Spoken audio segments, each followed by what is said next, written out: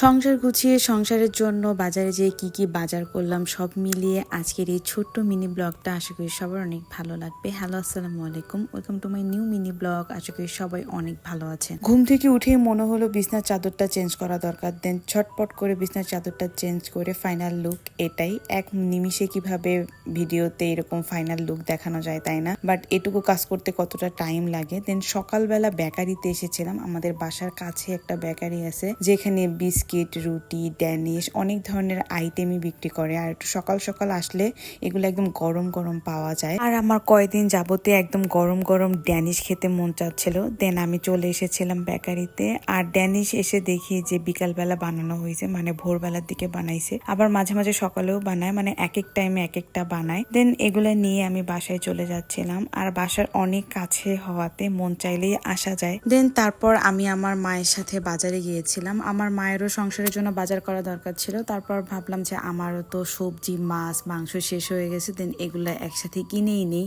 আর সংসারের টুকিটাকি বাজার ঘাট করতে আমার অনেক বেশি ভালো লাগে। এগুলো আমি নিজের ইচ্ছাতেই করি। অনেক মানুষ আসে, তারা বলে যে ভাই আমি না খেয়েও থাকলেও আমি বাজার করতে যাব না, আমার জামাই বাজার করবে। ভাই কেন ভাই, আমি না খেয়ে থাকতে পারি না। আর জামাইয়ের আশায় থাকার কোনো দরকার নাই, জামাইয়েরই টাকা। বাট একটা মানুষকে হেল্প করলে তারও একটু সুবিধা হয়। সারাদিন অফিস করে একটা মানুষ বাজার করে নিয়ে আসবে, সেই আশায় বসে থাকার থেকে যেহেতু আমি প্রত্যেকদিন শোবে যাই, এটুকু হেল্প তো একটা সংসারকে করাই যায়। আর সংসারটা তো আমার, এখানে লজ্জার কিছুই নেই। বাট যারা বোকা তারা এগুলো মনে করে যে ইজ্জত চলে যাবে। বাট এটা আমার কাছে অনেক প্রাউড ফিল যে আমি আমার নিজের সংসারের বাজার নিজে করতে পারি। আর আমি যাই কেনাকাটা করি না কেন, মাছ, মুরগি, মাংস সবকিছু আমি বাজার থেকে একদম কেটে সুন্দর মতন নিয়ে আসি।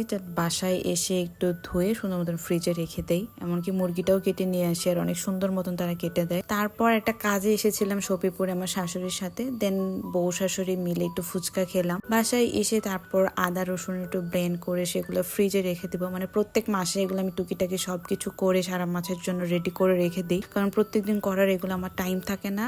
আর মাসের শুরুর দিকে সবকিছু করে রেডি করে রাখলে আমার নিজের জন্য একটু হেল্প হয়। আজকের ভিডিওটা এই পর্যন্ত। সবাই ভালো থাকলে লাইক কমেন্ট করবেন। আল্লাহ হাফিজ।